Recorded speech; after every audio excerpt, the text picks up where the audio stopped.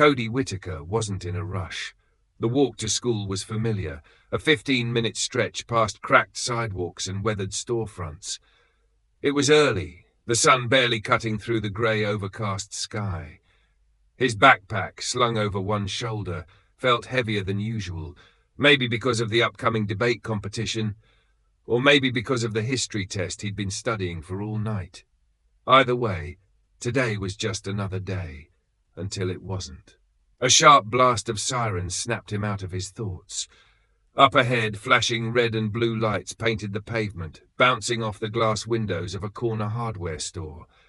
Cody slowed his pace, adjusting his hoodie as he glanced at the commotion. A broken window, yellow tape going up, an officer talking to a store owner. Then he heard the voice. "Hands where I can see them." Cody barely had time to process before a cop was charging toward him, hand already resting on his holster. Sergeant Roy Kincaid, the name was familiar. People in the neighborhood knew him, not for protecting, but for harassing. Cody's hands shot up instinctively, heart hammering. "What's going on?" His voice was steady, but the question hung in the air like a challenge. Kincaid didn't answer. He grabbed Cody's wrist, yanking it behind his back with a force that sent pain shooting up his shoulder. The other hand followed, locked in cold steel. The cuffs were too tight. "We got him," Kincaid barked into his radio. "Got who?" Cody's voice cracked as reality started sinking in. "Don't play dumb," Kincaid muttered. "Security footage puts you near the store when it got hit. You match the description." Cody's mind raced. The description? What description? He had just been walking. He hadn't even been near the store. "Sir, I didn't do anything," Kincaid scoffed. "That's so. Dark hoodie, sneakers, young, black." And there it was. A small crowd had started to gather. People slowed their cars, some pulled out their phones, but no one stepped forward. Cody's heart pounded as the officer shoved him toward the squad car. This wasn't happening. It couldn't be happening. But as the cold door slammed behind him and the realization sank in, Cody knew one thing for sure. His life would never be the same again. But the nightmare was only beginning. The squad car smelled like sweat and old leather. Cody sat stiff, wrists still locked behind him. Every small movement made the cuffs bite deeper into his skin. He wanted to scream, to tell them to check the cameras, to actually look at the footage, but he knew better. The ride to the station was short, but it felt like a lifetime. The officer up front, one he didn't recognize, barely spoke. When they pulled up, Cody was yanked out of the car, his backpack left behind inside. The fluorescent lights buzzed overhead. The room was cold, the kind of cold that didn't just seep into your skin, it sat in your bones. The first thing they took was his name, then his fingerprints, then his shoelaces, like he was some criminal about to throw his life away. A cop with tired eyes sat him in a metal chair. "Your mom's been called."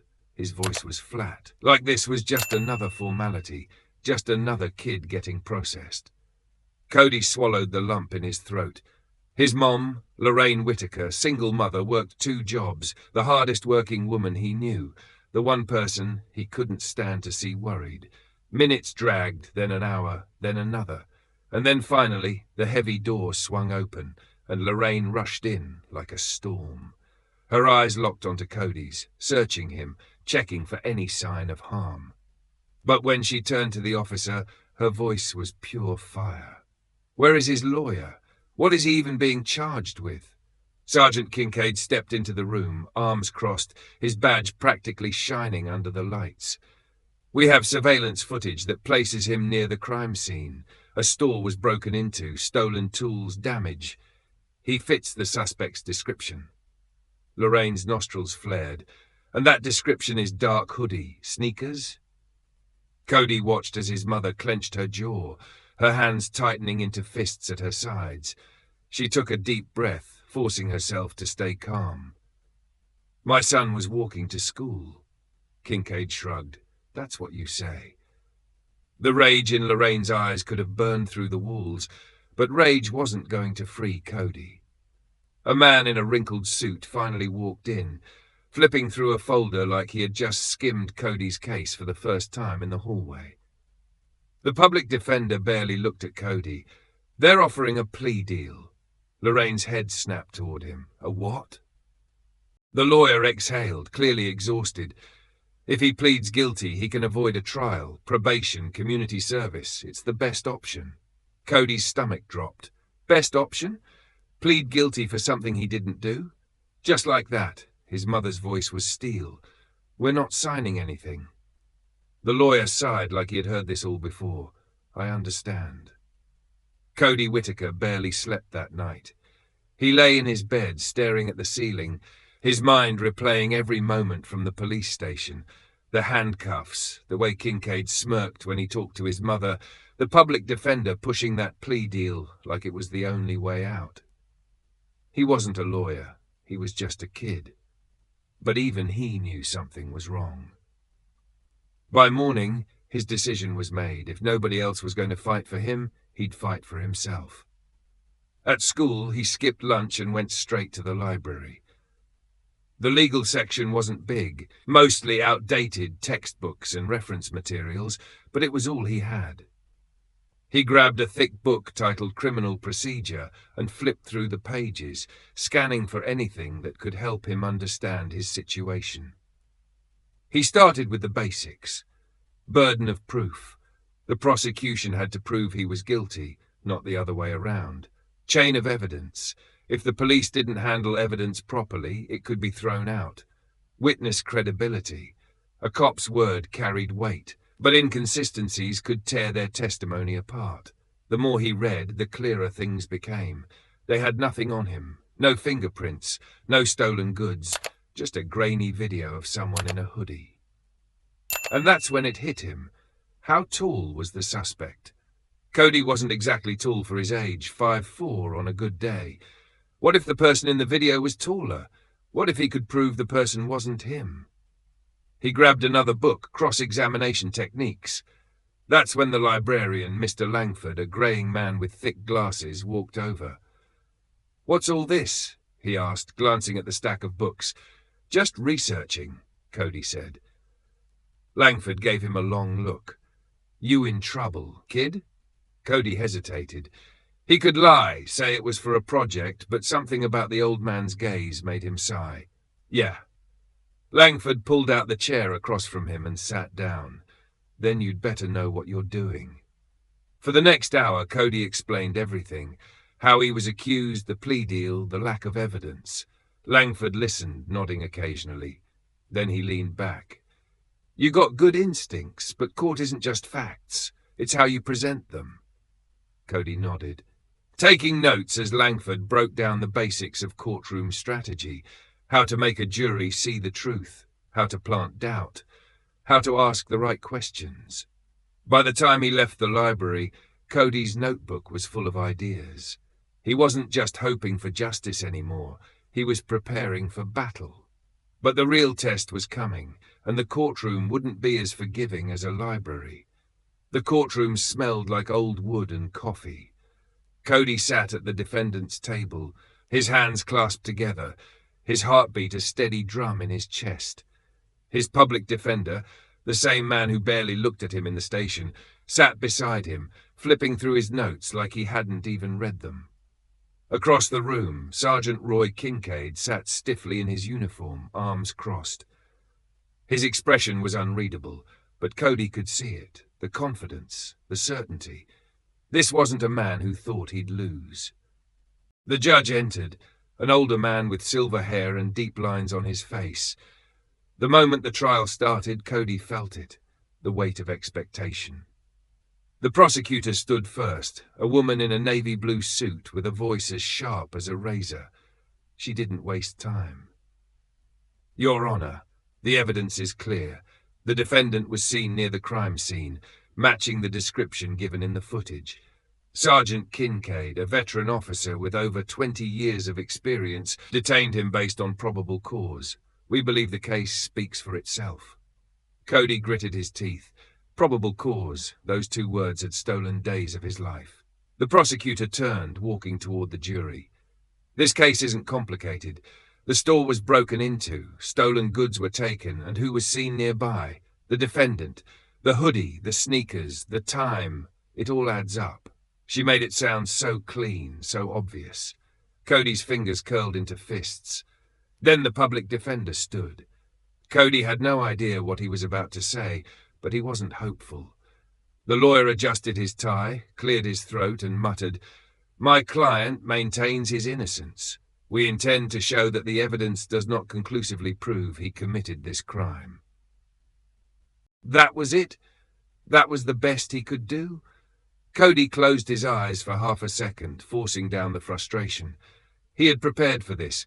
He wasn't going to sit there and watch himself be thrown under the bus. Then the judge turned to him. "Mr. Whittaker, I understand you wish to speak on your own behalf." Cody took a breath. His mother was in the back, watching, holding her breath. He stood. "Yes, Your Honor." His voice was steady. "I do."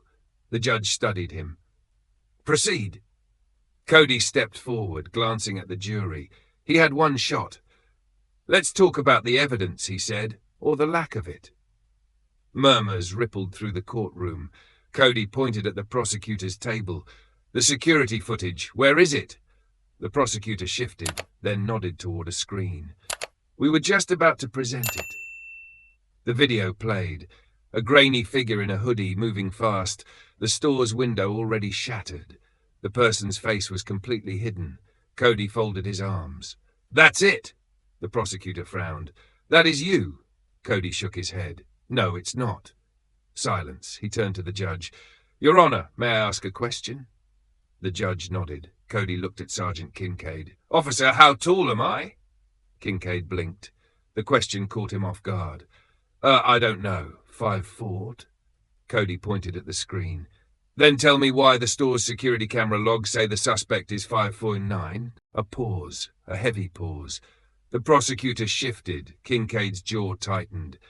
Cody's pulse pounded, but this was just the beginning.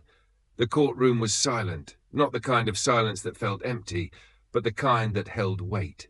Cody stood his ground, his heart hammering in his chest, but he didn't let it show. He had just exposed a massive hole in their case. The suspect in the video was 5'9". Cody was 5'4", and now every single person in that room knew it. The judge leaned forward. "Prosecutor, do you have an explanation for this discrepancy?" The woman's lips pressed into a thin line. "The footage quality is poor. It's difficult to make an exact measurement." Cody shook his head. "Not according to the store's security system." He turned toward the jury, his voice steady. "Most modern cameras have a height scale at the entrance. It's designed to measure people during a robbery. The footage they're showing you, that height marker is right there. The suspect walks past it." Kincaid shifted in his seat. He knew, he had to know. The prosecutor sighed. "Even if the height isn't exact, the hoodie and sneakers match. That still places you at the scene." Cody didn't flinch. He was ready for this. "With all due respect, that's not how evidence works." He turned back to Kincaid. "Officer, did you check my shoes when you arrested me?" Kincaid's fingers tapped against the armrest of his chair. "Of course." Cody nodded. "And were they the same shoes the suspect was wearing?" Kincaid hesitated, just for a second, but everyone caught it. The prosecutor cleared her throat.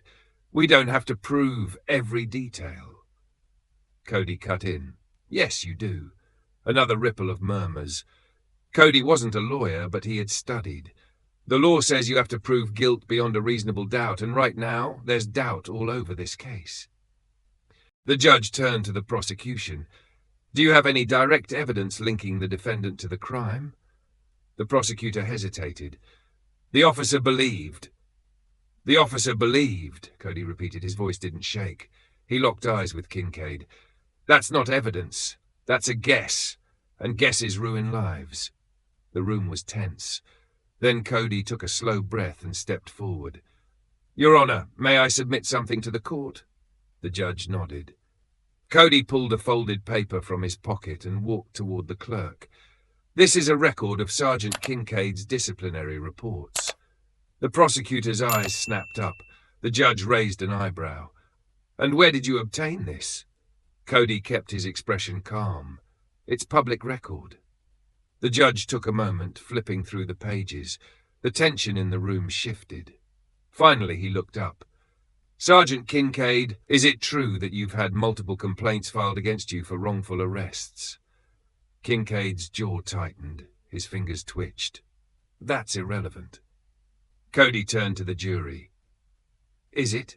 Because I think it matters. I think it matters that the officer accusing me of a crime has been caught doing this before. The prosecutor looked ready to object, but the judge held up a hand. Cody felt it, the shift, the doubt. For the first time since this nightmare started, he was winning. But the biggest revelation was still coming. The courtroom felt different now. The air had changed. The confidence on the prosecution side had cracked. The jury was no longer looking at Cody like a suspect. They were looking at him like a kid who had been wronged. Sergeant Kincaid was visibly tense. His usual air of authority had been stripped away. Cody could see it. The small shifts in his posture, the tight grip on his wrist, the way he avoided eye contact. And then the judge spoke. We will take a brief recess before the jury deliberates. He glanced toward Kincaid. And I want a word with the prosecution in my chambers. That was never a good sign. Cody sat back down, breathing carefully. His mother reached forward from the row behind him, squeezing his shoulder. You were brilliant, she whispered. But he wasn't celebrating yet. 20 minutes later, everyone was back in place. The jury filed in. The bailiff called the courtroom to order. The foreman stood. This was it. The judge nodded as the jury reached a verdict. The foreman cleared his throat. We have, Your Honor. He looked straight at Cody. On the charge of burglary, we find the defendant, Cody Whittaker, not guilty. A rush of relief flooded Cody's chest. Lorraine exhaled sharply behind him, her hands pressed together in silent prayer. But the judge wasn't finished. He turned to the prosecutor. After reviewing the evidence and the new information presented, I am instructing the District Attorney's Office to open an internal investigation into Sergeant Kincaid's conduct.